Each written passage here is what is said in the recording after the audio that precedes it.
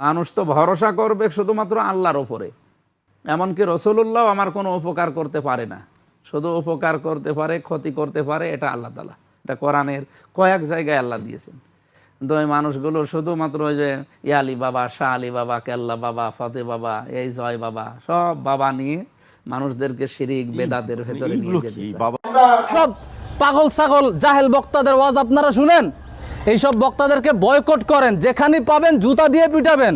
প্রিয় নবীজি সাল্লাল্লাহু আলাইহি সাল্লামের সম্মানের বিরুদ্ধে কথা বলবে, কোনো ছাড় নাই, সে এমপি হোক আর যাই হোক আর যত বড় বক্তা হোক। এমনকি রসুলুল্লাহ আমার কোনো উপকার করতে পারে না। মেকামান্দারের প্রেমে ভইরা, ফরিমনির প্রেমে ভইরা, ঐশ্বরিয়া রায়ের প্রেমে ভইরা, মাতা জাসিন সব গেছে। রাগ করলা?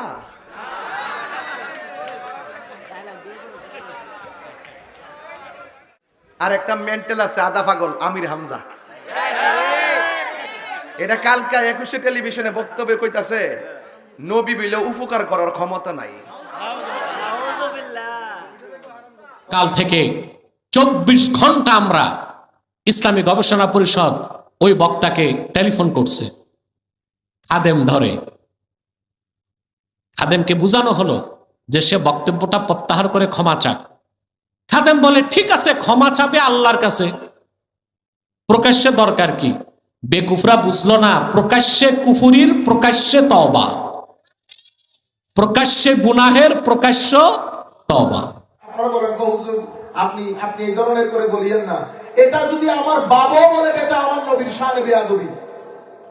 এই সমস্ত কথাগুলো বলে এই সমস্ত দলের প্রেসিডেন্ট যারা, সভাপতি, সেক্রেটারি যারা, এরা এত বেকায়দত কেন? এই সমস্ত কথা এরা হজম করে কেমনে? এই ব্যক্তি টিভি মিডিয়ার সামনে শানে রিসালাতের মধ্যে এত বড় গুস্তাখি করলো, তার এমপিও এতক্ষণ পর্যন্ত থাকে কেমনে? এই বেকায়দতগুলোর কারণে আমাদের দেশের মধ্যে নানা ধরনের অরাজকতা তৈরি হচ্ছে। সাধারণ তরুণ প্রজন্মের অন্তর থেকে আমার নবীর যেই আহমিয়ত, আমার নবীর যে হুরমত, আমার নবীর রাজত্ব শুধু এই দুনিয়ার জন্য নয়, কুল কায়নাতের জন্য, সমগ্র সৃষ্টি জগতের জন্য। আমার নবীর রাজত্ব শুধুমাত্র মুসলমানদের জন্য নয়, সব মানুষের জন্য। শোনো হে ভাই আমার, শুধু রুহানি ভাবে নয়, সশরীরে নবী, জাগ্রত নবী, পূর্ণাঙ্গ জ্ঞানে জ্ঞানী নবী। নবীজির রাজত্ব আল্লাহ সব দিকে বড় করেছেন, সব দিকে বড় করেছেন। অন্য কোন নবীদের বেলায় কোরআন এবং হাদিসে এই ধরনের কথা আমরা পাইনি। আসসালামু আলাইকুম ওয়া রাহমাতুল্লাহি ওয়া বারাকাতুহু। যারা আমার এই ভিডিওটি দেখছেন দেশে ও প্রবাসে, সবাইকে আন্তরিক মোবারকবাদ। দর্শক শ্রোতা, আপনারা প্রথমে লক্ষ্য করেছেন যে মুফতি আমির হামজা সাহেব তিনি 21 টেলিভিশনের লাইভ টক শোতে তিনি আমার নবীর শানে আঘাত করেছেন। তিনি এবার বলেছেন আমার নবীর উম্মতের উপকার করার কোনো ক্ষমতা নেই। দর্শক শ্রোতা, তার এই কুফরি বক্তব্য দেওয়ার কারণে আহলে সুন্নাত ওয়াল জামাতের উলামায়ে কেরাম তারা কঠিনভাবে ক্ষেপেছে এবং কি তার কুফরি বক্তব্যের দাঁত ভাঙা জবাব দিয়েছে। আজকে আপনাদের সামনে এই ভিডিওতে বিস্তারিত তুলে ধরবো, তো ভিডিওটি না টেনে সম্পূর্ণ ভিডিওটি দেখবেন। দর্শক শ্রোতা, কথা না বাড়িয়ে চলুন তাহিরি হুজুর এবং কি সাইফুল আজহারি হুজুর, আলাউদ্দিন জিহাদি এবং কি তার সাথে ইনায়েতুল্লাহ আব্বাসী হুজুর তারা কি বক্তব্য দিয়েছেন তাদের বক্তব্য দেখে আসি। মেকামান্দারের প্রেমে ভইরা, ফরিমনির প্রেমে ভইরা, ঐশ্বরিয়া রায়ের প্রেমে ভইরা, মাতা জাসিন সব গেছে। রাগ করলা?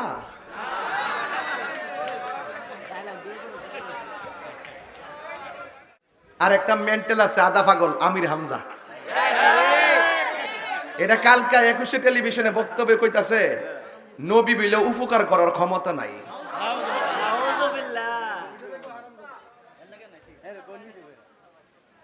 আচ্ছা কোন তো দেখি নবী হাসরের মাঠে সুপারিশ করবনি, এটা কি আমরা লাগে উপকার না? হ্যাঁ, নবী বলে উপকার করার ক্ষমতা নাই। এটা রাস মেকামান্দারের প্রেমে ভইরা, ফরিমনির প্রেমে ভইরা, ঐশ্বরিয়া রায়ের প্রেমে ভইরা, মাতা জাসিন সব গেছে।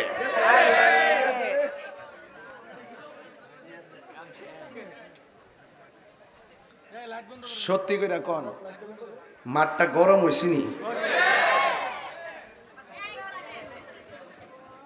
আরে এই ওয়ান দা এটা বয়তর আসলে লুক দিলে এমন না বয়তর আসলে কি এই কয়তর বলা মানে গো এই লোক বসেন আমার আওয়াজ কানো আইতিব আইন আপনার কে যার বই না এই যার বই কয়ও বাজার আইন চান্দে আপনারা আমার সামনে আইন না বইয়ের উপরে বেড়াইত নাও আমি তো এক লোকই তো সংসার করি কথা ঠিক নেও আর আঙ্গুতে সে ফিরের ফুট ফির ওইলই মাজার খবর লেহা দিই গান যাবেছে ও রাগ করতেছু ওকে ডোলা ভাঙ্গা দিমু ফিরের ফুট ওইলই ফির হইতে পারতো না তার মধ্যে যোগ্যতা লাগবে ইবাদত লাগবে রিয়াজত লাগবে শরীয়ত লাগবে তরিকত লাগবে হাকিকত লাগবে মারিফত লাগবে সুহবত লাগবে বেলায়েত লাগবে কারামত লাগবে হাত তুলে বলো ঠিক না বেঠে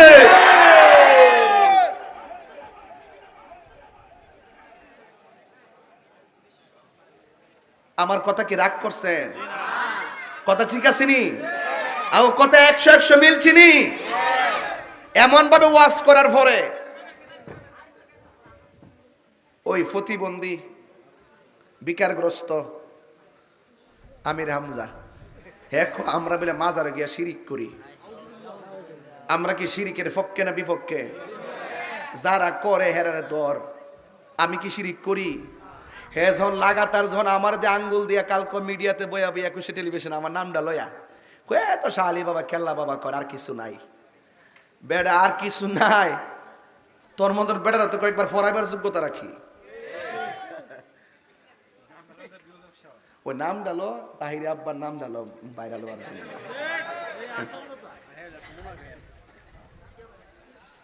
একবার আমার কো হুজুর এই দিদা তো কিছু ডাবলু ডুবলু আছে একটু সাবধানে ওয়াজ করেন আমি কি আমার বাড়িটা বন বাইরা বাতিলকে লাল চোখকে ভয় পাবার মতন প্লেয়ার তাহিরি না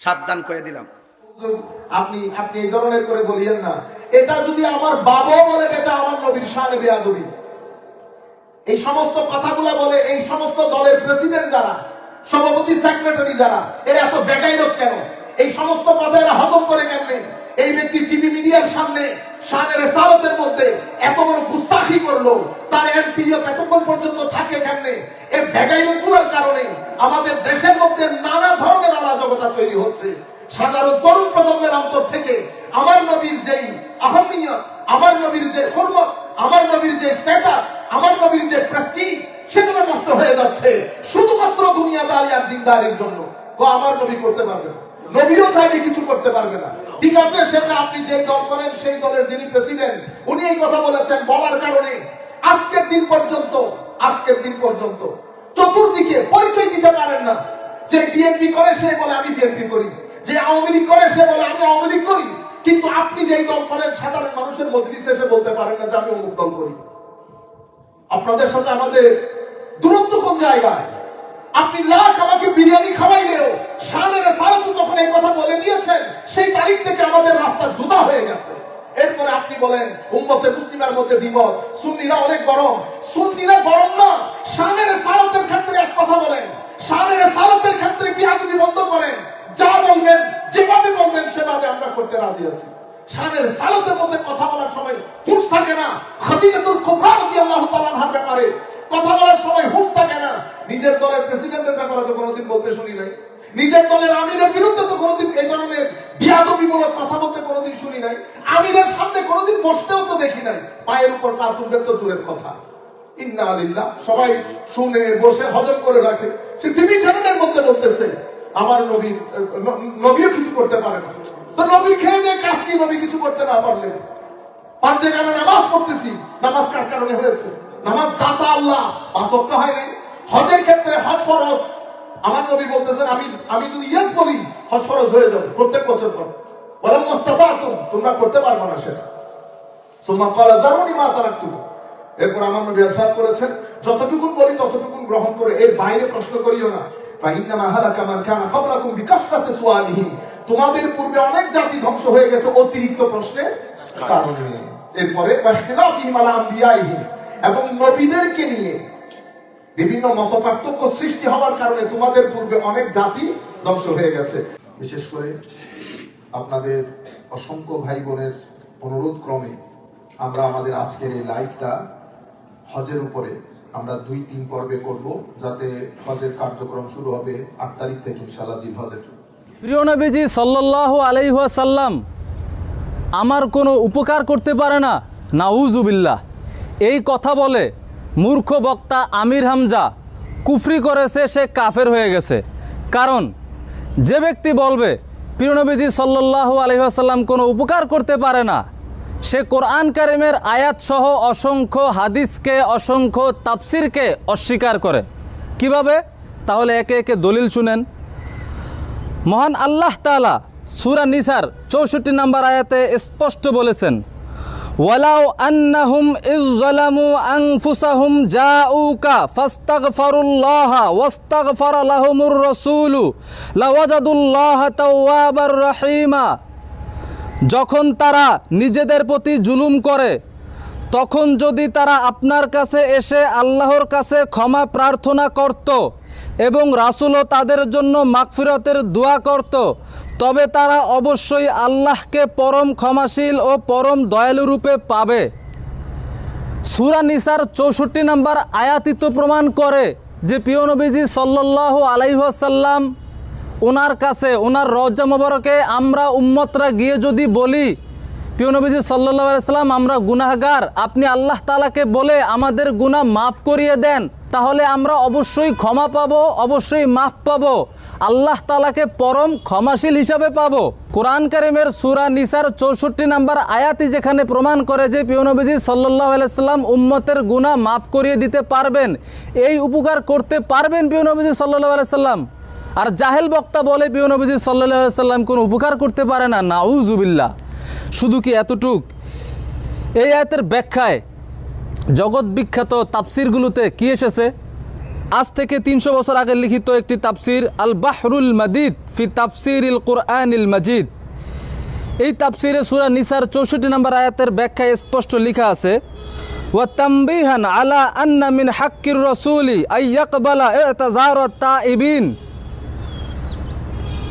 এই আয়াতটি প্রমাণ করে যে তওবাকারী যারা ক্ষমা চায় তাদের তওবা কবুল করা, তাদেরকে ক্ষমা করা প্রিয় নবীজি সাল্লাল্লাহু আলাইহি ওয়াসাল্লামের অধিকার। অর্থাৎ আমাদের উম্মতের গুনাহ মাফ করে প্রিয় নবীজি সাল্লাল্লাহু আলাইহি ওয়াসাল্লাম আমাদের উপকার করতে পারবেন। আর জাহেল বক্তা বলে যে প্রিয় নবীজি সাল্লাল্লাহু আলাইহি ওয়াসাল্লাম নাকি কোনো উপকার করতে পারে না, নাউজুবিল্লাহ। শুধু কি তাই, এই আয়াতের ব্যাখ্যায় আরও কি এসেছে অন্যান্য তাফসির গ্রন্থে। আজ থেকে 700 বছর আগের লিখিত তাফসির আল বাহরুল মুহিত ফিত তাফসির, এই তাফসিরের কিতাবে সূরা নিসার 64 নম্বর আয়াতের ব্যাখ্যায় স্পষ্ট লেখা আছে এবং তাফসিরুল কুরতুবিতেও এই আয়াতের ব্যাখ্যায় লেখা আছে। তাফসিরুল কুরতুবি আজ থেকে 800 বছর আগের লিখিত। এই দুটি তাফসিরে স্পষ্ট লেখা আছে প্রিয় নবীজি সাল্লাল্লাহু আলাইহি ওয়াসাল্লামের ওফাতের 3 দিন পর একজন আরবি প্রিয় নবীজি সাল্লাল্লাহু আলাইহি ওয়াসাল্লামের রওজা মুবারকে আসলেন।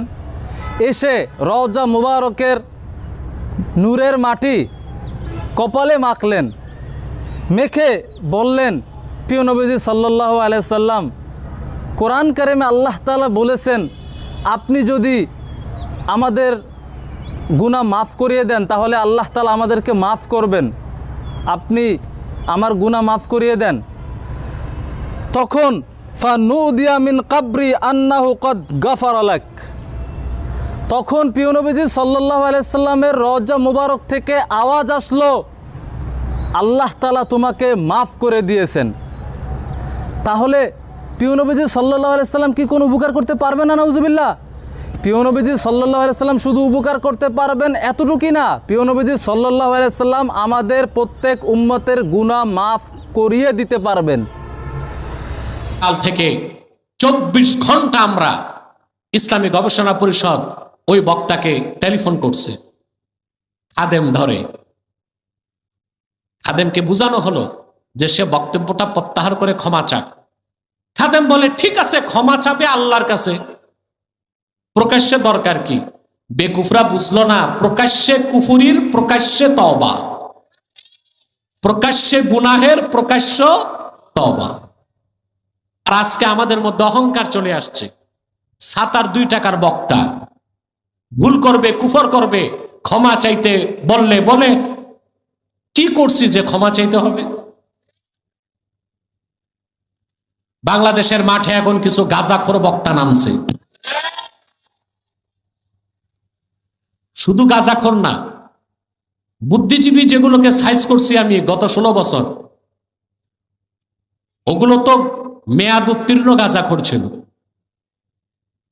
আর এগুলো যে গাঁজা খাইছে, এটা মেয়াদ উত্তীর্ণ না হইলেও যে গাঁজা খাইছে এতে সন্দেহ নাই।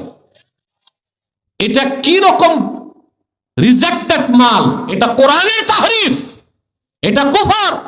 আর এই রকম শব্দ আবার আল্লাহর হাবিবের আরশচুম্বী সম্মান মর্যাদার দিকে নিসবত করা জঘন্যতম কুফর।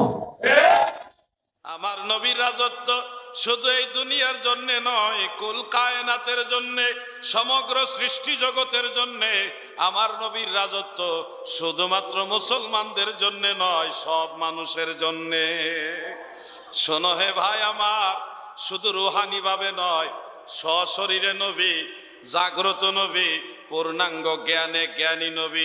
নবীজির রাজত্ব আল্লাহ সব দিকে বড় করেছেন, সব দিকে বড় করেছেন। অন্য কোন নবীদের বেলায় কোরআন এবং হাদিসে এই ধরনের কথা আমরা পাইনি যে আউয়াল আখের সব জ্ঞান দান করেছেন। কিন্তু আমার নবীজি নিজে বলেছেন, উতীতুল ইলমাল আউয়ালিনা ওয়াল আখিরিন, আউয়াল এবং আখেরের সমস্ত জ্ঞান আল্লাহ আমি রাসূলুল্লাহকে দান করেছে। সুবহানাল্লাহ। তো জ্ঞান রাজ্যেও আমার দয়াল নবীজি সম্রাট। সুবহানাল্লাহ। তুমি বাদশাহ বাদশাহ কামলিওয়ালা, তুমি বাদশাহ বাদশাহ কামলিওয়ালা, মুহাম্মদ মুস্তাফা সাল্লাল্লাহু আলা, তুমি বাদশাহ বাদশাহ, মন খুলে তুমি বাদশাহ বাদশাহ। দাদু ভাই আমার, জ্ঞান রাজ্যের সম্রাট আমার দয়াল নবীজি, এই জগতেরও সম্রাট, সকল সম্রাটের সম্রাট আমার দয়াল নবীজি। সমগ্র সৃষ্টি জগতে আমার দয়াল নবীর মতো মহাসম্মানিত আর কেউ নাই।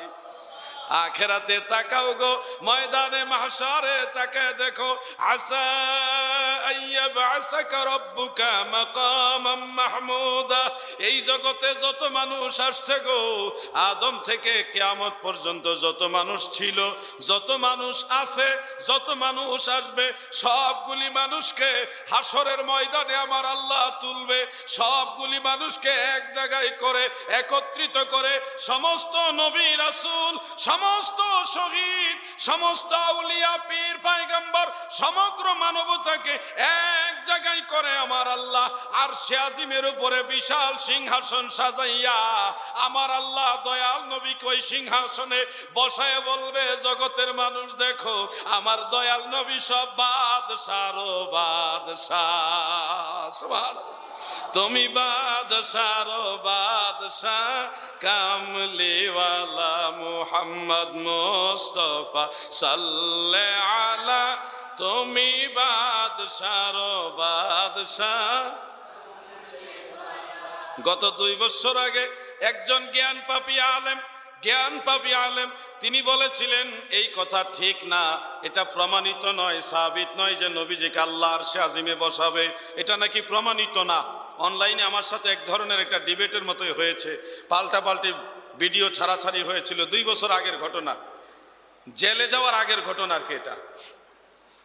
উনি বললেন নবীজিকে আল্লাহ তাআলা আরশে আজিমে বসাবেন, এটা প্রমাণিত না, এটা সঠিক না। আমি বলেছিলাম আল্লাহ তাআলা আমার নবীকে বিশাল সিংহাসনের মধ্যে আরশে আজিমের উপরে বসাবে, এটা প্রমাণিত, এটাই সঠিক, এটা আমার দয়াল নবীর ইজ্জত। সুবহানাল্লাহ। উনি বললেন এটা সাবিত নয়। আমি বললাম যে এটা সাবিত, একাধিক রিওয়ায়াত, একাধিক হাদিস থেকে এটা প্রমাণিত। যেমন আপনারাও শুনে রাখুন, কাজে লাগবে। এটা কামিল মাদ্রাসা, অন্য মাদ্রাসা আর এই মাদ্রাসা এক না। কারণ হলো এই মাদ্রাসার গুণাবলী অনেক বেশি, মর্যাদা অনেক বেশি। এখানে কামিল হাদিস, তাফসির, ফিকহ, আদব 4টা আছে, অনার্সের 4টা সাবজেক্ট আছে, এমনকি মাস্টার্সের 3টা সাবজেক্ট আছে, আরেকটা হবে ইনশাআল্লাহ। এরকম সম্মানীয় স্তরের মাদ্রাসা বাংলাদেশে খুব কম। তো আপনারা নিশ্চয়ই যারা আলেম, আপনারা তো জানেনই, যারা জানেন না জেনে রাখেন, কাজে লাগবে। দর্শক শ্রোতা, আপনারা দেখতে পেয়েছেন তাহিরি হুজুর এবং আব্বাসী হুজুর এবং কি সাইফুল আজহারি হুজুর তারা কিন্তু স্পষ্টভাবে তারা কিন্তু সব দলিল আদিল্য দিয়ে আপনাদের সামনে তুলে ধরেছেন যে আসলে আমাদের নবীজির ক্ষমতা রয়েছে কি না সেই ব্যাপারগুলো তুলে ধরেছেন। দর্শক শ্রোতা, আপনারা অবশ্যই বুঝতে পেরেছেন যে মুফতি আমির হামজা সাহেব তিনি মাঝে মধ্যেই আমার নবীর শান খাটো করার জন্য এই ধরনের বক্তব্য দিয়ে থাকে, তার জন্য তার বক্তব্যের প্রত্যাহার করার দাবি জানিয়েছে। এবং কি আজকের এই ভিডিওটি এই পর্যন্তই। ভিডিওটি যদি ভালো লাগে অবশ্যই লাইক কমেন্ট শেয়ার করবেন এবং কি চ্যানেলটি সাবস্ক্রাইব করবেন। আল্লাহ হাফেজ।